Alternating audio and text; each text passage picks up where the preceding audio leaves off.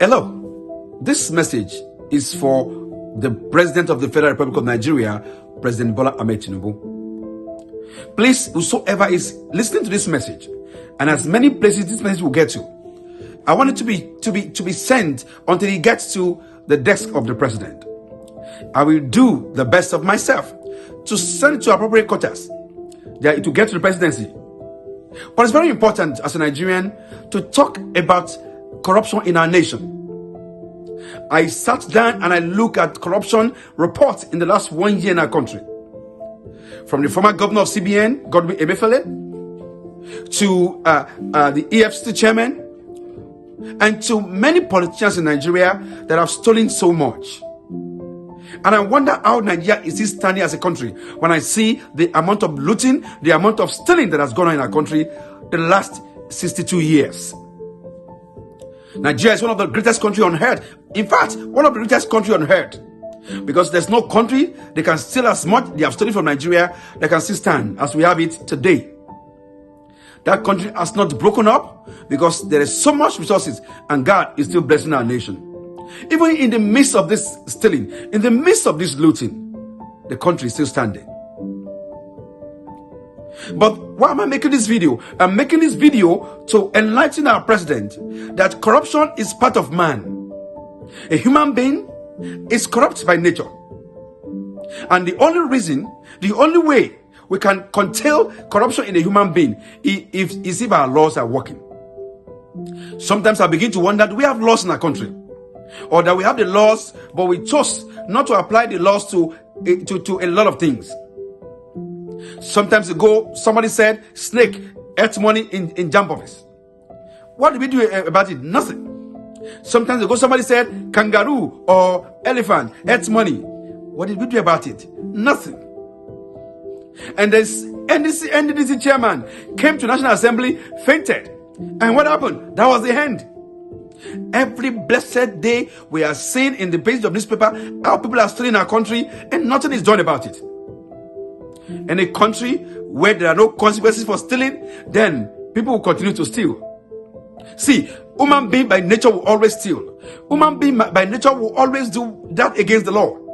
The only reason why we have less corruption in developed world is because you know the consequences. You steal, you go to jail.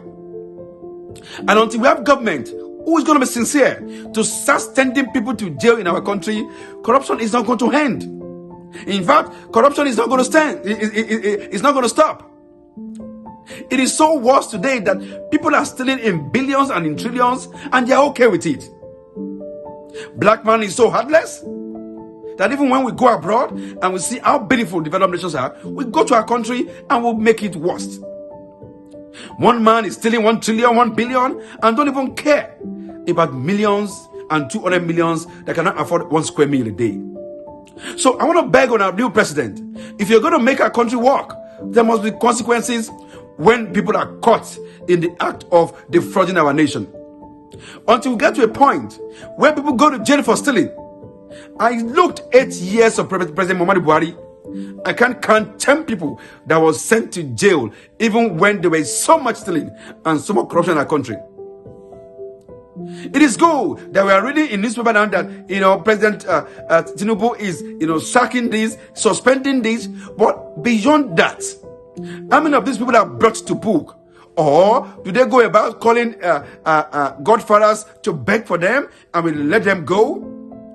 The next corrupt man is watching and waiting to see what is going to happen to those who have been caught already.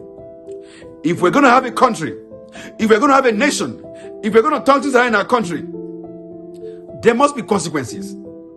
We have our laws. Let our laws carry its course. If you steal, you go to jail. Until we make scapegoats out of 1, 2, 3 Nigerians, corruption will not be minimized in our nation.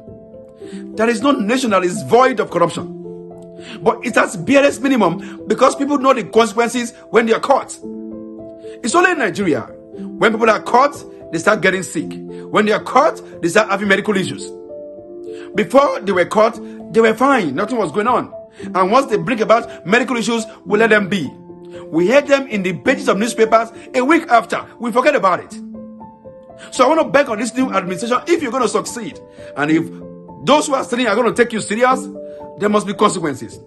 Let us run a country where we play by the rule of the country. We must not have a country set of rules for the rich and set of rules for the poor.